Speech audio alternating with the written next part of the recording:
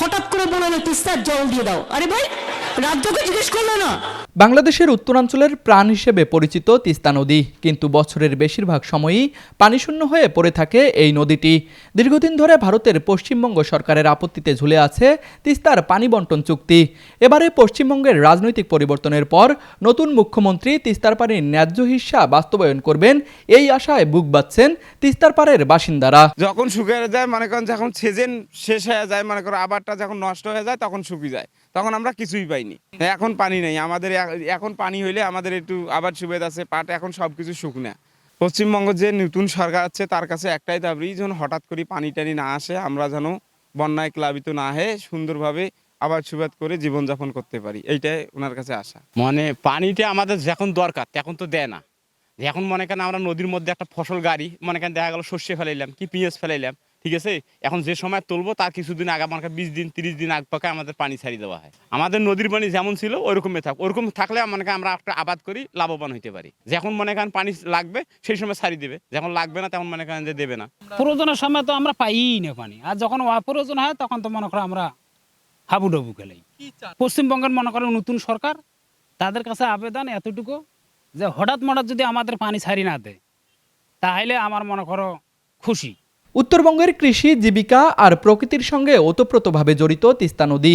একসময় যে নদীতে ছিল প্রবল স্রোত, এখন সেখানে ধুলো ওড়ে জেগে উঠেছে বিশাল চর। বিশেষ করে শুষ্ক মৌসুমে তিস্তার পানি নেমে আসে আশঙ্কাজনক পর্যায়ে।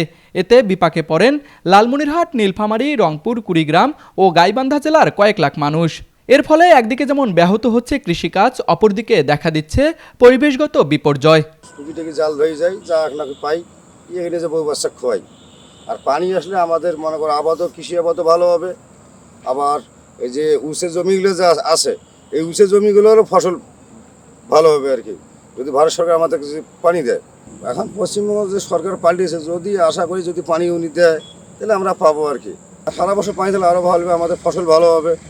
আবার অন্যের বাড়ি যাওয়া লাগবে না, কারো কাছে ধার করা লাগবে না, আমরা মাঠে উপার্জন করিয়ে আর কি খাইতে পারবো। আমাদের হলো 127 কিলোমিটার, আমাদের বিশেষ করে 5টা জেলার মধ্যে তিস্তা নদীটা।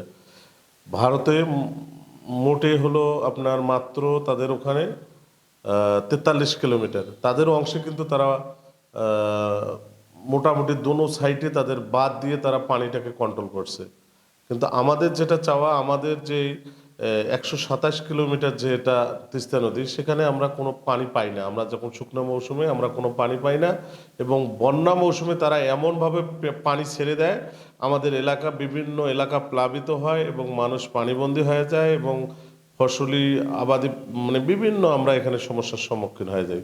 তাই আমরা নতুন সরকার যেহেতু ভারতে আসছে, আমাদের দেশেও নতুন সরকার, উভয় সরকারের মাধ্যমে আমাদের যেটা দীর্ঘদিনের আশা, আমাদের যে ন্যায্য হিস্যা পানির, এটা যদি আমরা পাই, এটা আমাদের জন্য, আমি মনে করি যে এটা আমাদের জন্য শুভকর হবে বলে। 2011 সালে বাংলাদেশ ও ভারতের মধ্যে তিস্তার পানি বন্টন চুক্তি হওয়ার কথা থাকলেও পশ্চিমবঙ্গ সরকারের আপত্তিতে তা আলোর মুখ দেখেনি। দীর্ঘ 1 যুগ ধরে এই অবস্থায় পড়ে আছে বহুল আলোচিত এই চুক্তি। বাংলাদেশ খুবই নতজানু পররাষ্ট্র নীতিকেই অবলম্বন করেছে।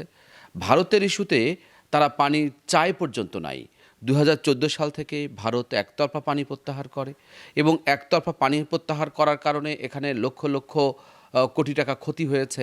কিন্তু বাংলাদেশের পক্ষে আমরা কখনো জোরালোভাবে এই পানি চাইতে দেখি নাই। আমাদের এখন কথা হচ্ছে যে বাংলাদেশেও রাজনৈতিক পট পরিবর্তন হয়েছে, ভারতের পশ্চিমবঙ্গেও পট পরিবর্তন হয়েছে। এর ভিতর দিয়ে আমরা যেটা মনে করি যে বাংলাদেশ এবং ভারত এর বন্ধুত্বের ভারসাম্য বজায় রাখতে হলে, প্রতিবেশী রাষ্ট্র হিসেবে সম্পর্কের ভারসাম্য বজায় রাখতে হলে তিস্তার পানি বন্টন চুক্তি হতে হবে। এবং ভারত যদি এ কাজ না করে, ভারত যদি বরাবরের মতো অমানবিক এবং অসভ্য, পানির প্রশ্নে শত্রু তার পরিচয় দিয়েই চলে, তাহলে মনে করতে হবে যে বাংলাদেশের সাথে তাদের সম্পর্ক কখনো সুসম্পর্কের হবে না। ভারত চিন্তা করেছে কিনা জানি না যে এক তিস্তা ইস্যুকে কেন্দ্র করে ভারতের সাথে বাংলাদেশের সম্পর্কের একটা চরম অবনমন হয়েছে। আমরা মনে করি যে কেন্দ্রীয় সরকার কিংবা নরেন্দ্র মোদী যেহেতু দীর্ঘদিন ধরে বলে আসছে, যেটা বাধা ছিল সেই বাধাও দূর হয়েছে, তাহলে তিস্তার পানি বন্টন চুক্তি নিয়ে আর কিন্তু নেতিবাচক কিছু বলবার নেই। এবারে কেন্দ্রীয় সরকার অর্থাৎ ভারত সরকারের অবস্থান পরিষ্কার করতে হবে যে তারা আসলে তিস্তার পানি বন্টন চুক্তি চায় কি চায় না। যদি না চায় তাহলে বাংলাদেশের বুঝতে হবে যে ভারত প্রতিবেশী হিসেবে কতটা নির্মম এবং অমানবিক রাষ্ট্র। তিস্তা ইস্যুতে বারবার আশ্বাস এলেও বাস্তবে সমাধান মেলেনি। তবে রাজনৈতিক পরিবর্তনের এই সময়ে নতুন করে আশার আলো দেখছেন তিস্তা পাড়ের বাসিন্দারা।